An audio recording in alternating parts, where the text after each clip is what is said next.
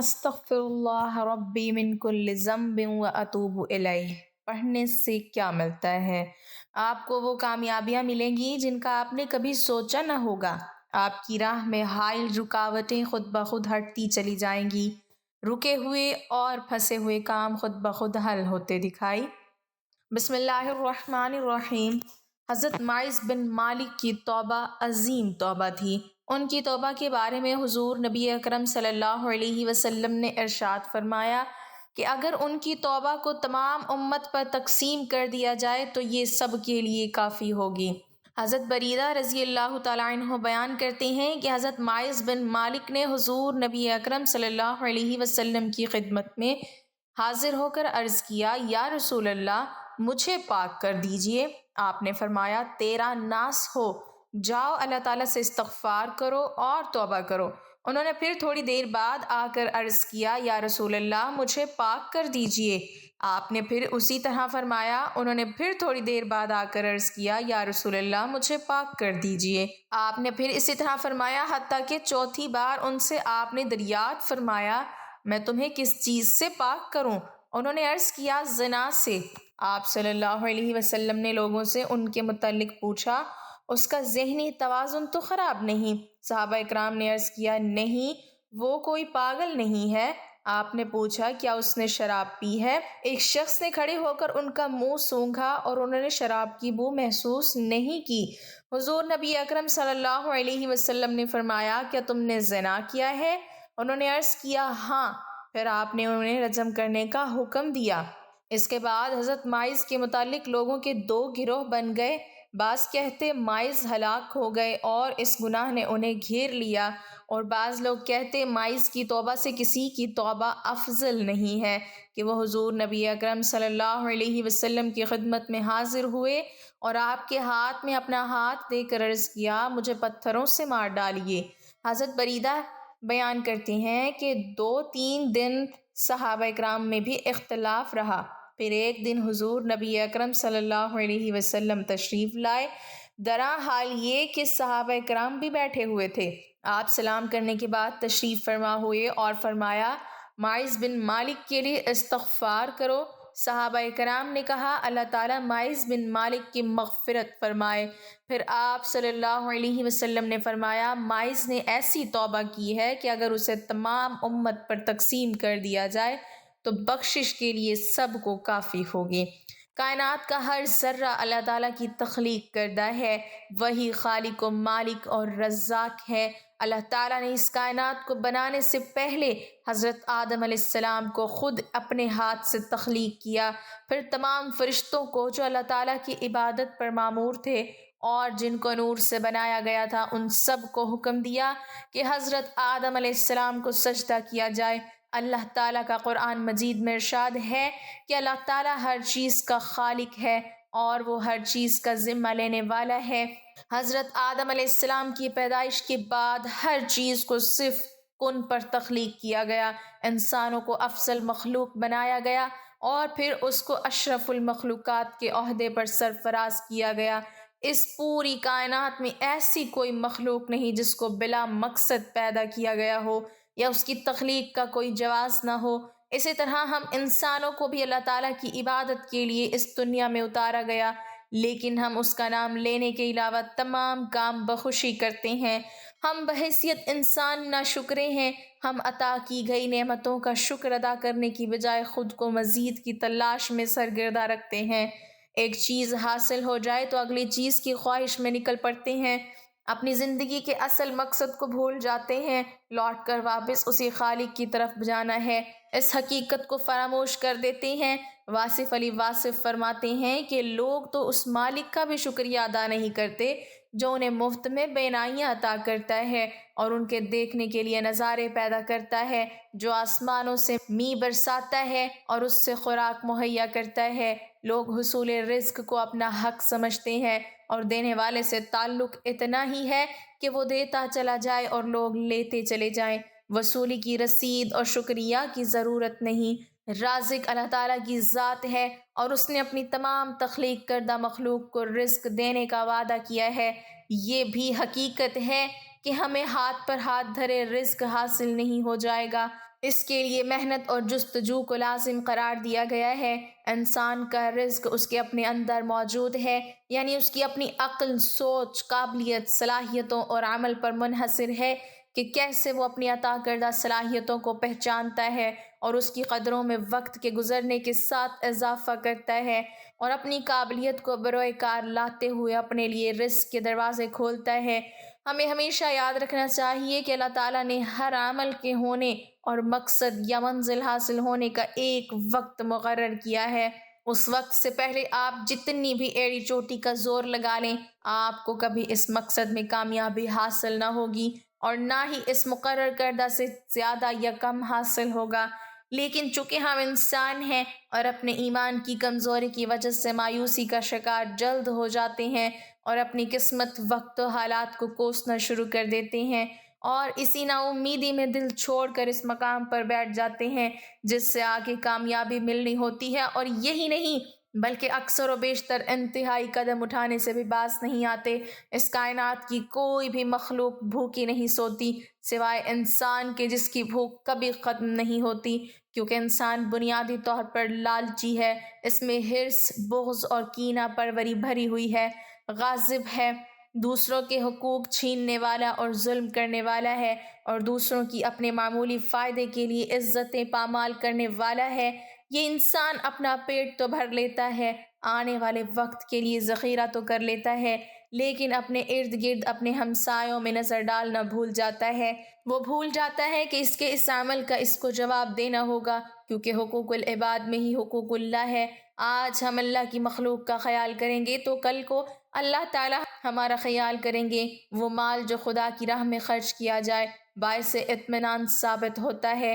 ہم دوسروں کا سوچتے ہیں، ان کے لیے آسانیاں بانٹتے ہیں، تو اللہ تعالیٰ غیب سے ہماری مدد کرتے ہیں، اور وہ کوئی بھی چیز جو بانٹی جائے، چاہے رزق ہو یا علم، کبھی کم نہیں ہوتا بلکہ بڑھتا چلا جاتا ہے۔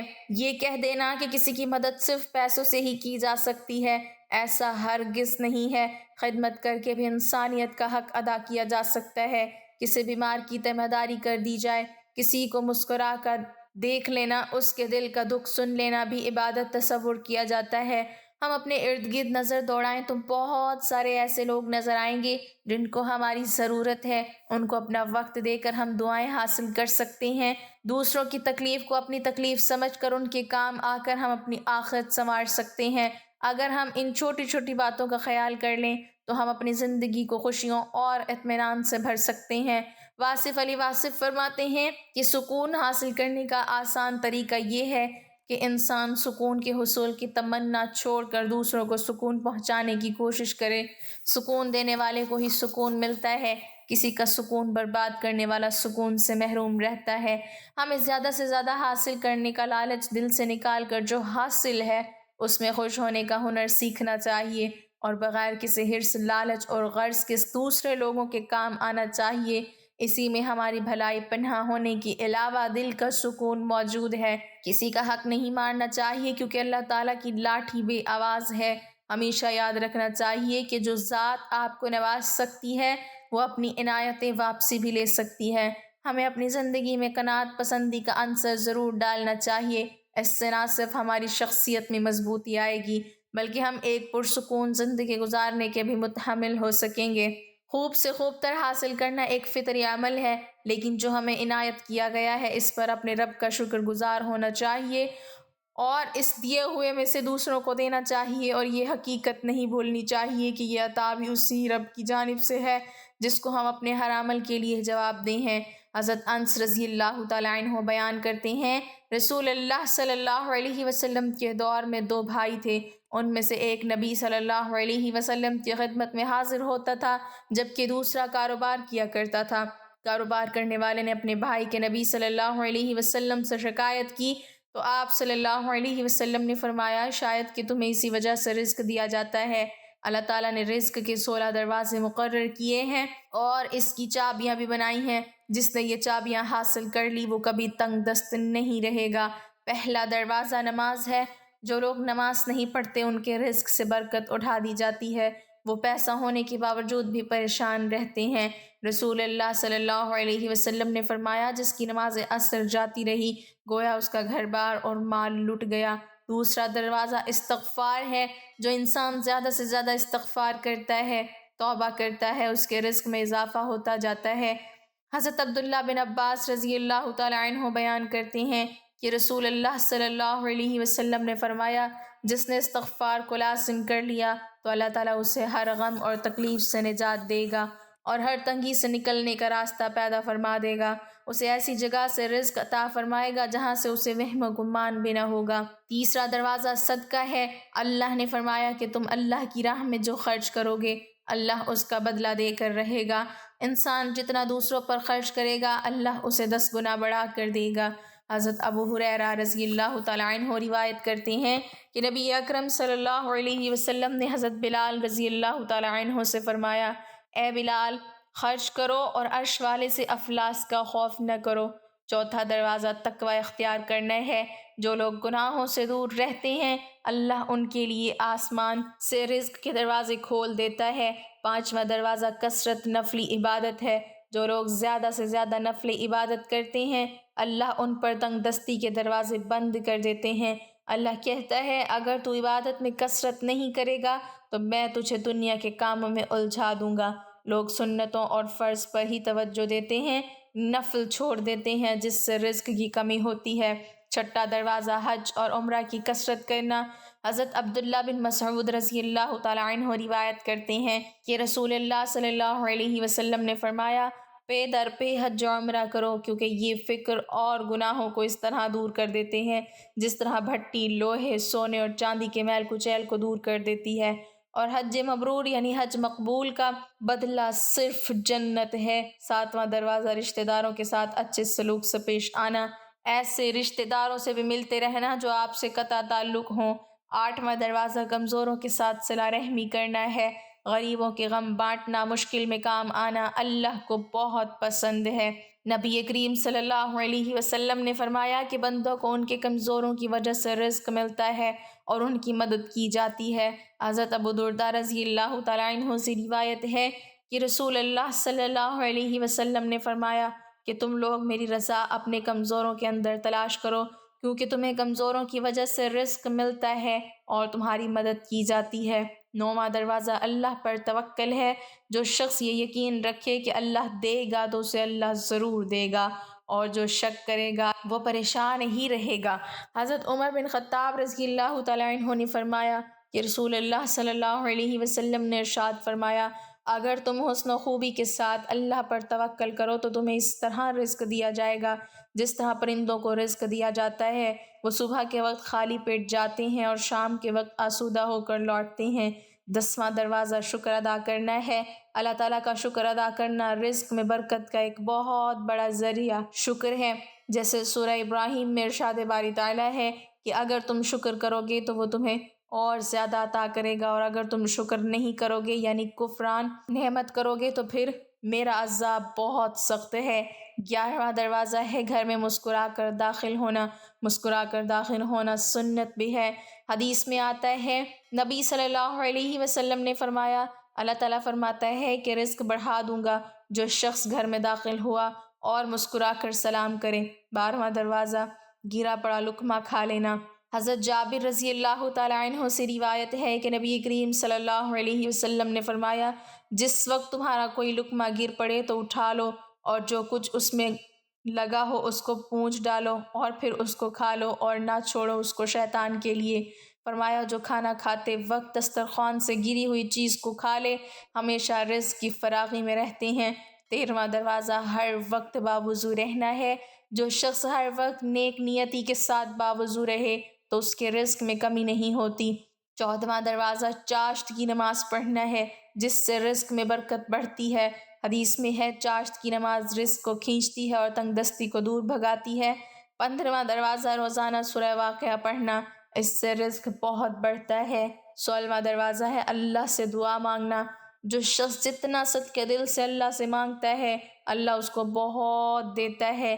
رسول اللہ صلی اللہ علیہ وسلم نے ارشاد فرمایا کہ لا حول ولا قوت الا باللہ 99 بیماریوں کی دوا ہے، جس میں سے کم درجے کی بیماری فکر و غم ہے، اگر لا حول ولا قوت الا باللہ کے ساتھ لا ملجا ولا منجا من اللہ الا الیہ پڑھ لے تو اللہ تعالیٰ اس سے 70 بلائیں دور فرمائیں گے، جن میں سے سب سے کم درجے کی بلا فقر ہے۔ حضرت عائشہ رضی اللہ تعالی عنہا سے روایت ہے کہ سورۃ النصر کے نزول کے بعد نبی کریم صلی اللہ علیہ وسلم اپنی ہر نماز کے بعد سبحانک اللہم و بحمدک اللہم اغفر لی یہ پڑھا کرتے تھے، اور قرآن پر عمل کرتے ہوئے اپنے رکوع اور سجود میں کثرت سے سبحانک اللہم و بحمدک اللہم اغفر لی پڑھتے تھے۔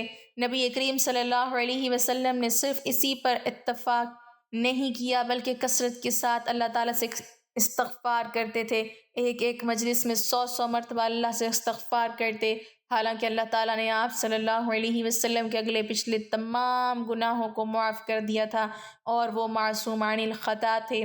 حضرت عبداللہ بن عمر رضی اللہ تعالیٰ عنہ فرماتے ہیں کہ میں نے نبی کریم صلی اللہ علیہ وسلم کو ایک ہی مجلس میں 100 مرتبہ استغفر اللہ الذی لا الہ الا هو الحی القیوم واتوب الیہ یہ الفاظ کہتے ہوئے سنا۔ اس سے معلوم ہوتا ہے کہ نبی کریم صلی اللہ علیہ وسلم کس کثرت اور مداومت سے استغفار کیا کرتے تھے۔ حضرت عائشہ رضی اللہ تعالی عنہا سے روایت ہے کہ جب نبی کریم صلی اللہ علیہ وسلم کے وصال کا وقت قریب آیا تو آپ صلی اللہ علیہ وسلم نے اپنی کمر سے ٹیک لگائی ہوئی تھی اور یہ کہہ رہے تھے استغفر اللہ ربی من کل ذنب واتوب الیہ۔ اللہ تعالی ہمیں دین کی مکمل سمجھ نصیب فرمائے اور ہمیں بہتر زور حلال رزق عطا فرمائے اور ہمیں نیکوکاروں میں شامل کرے، آمین۔ ناظرین کمنٹ باکس میں اللہ تعالیٰ کے 99 ناموں میں سے ایک نام ضرور ٹائپ کریں۔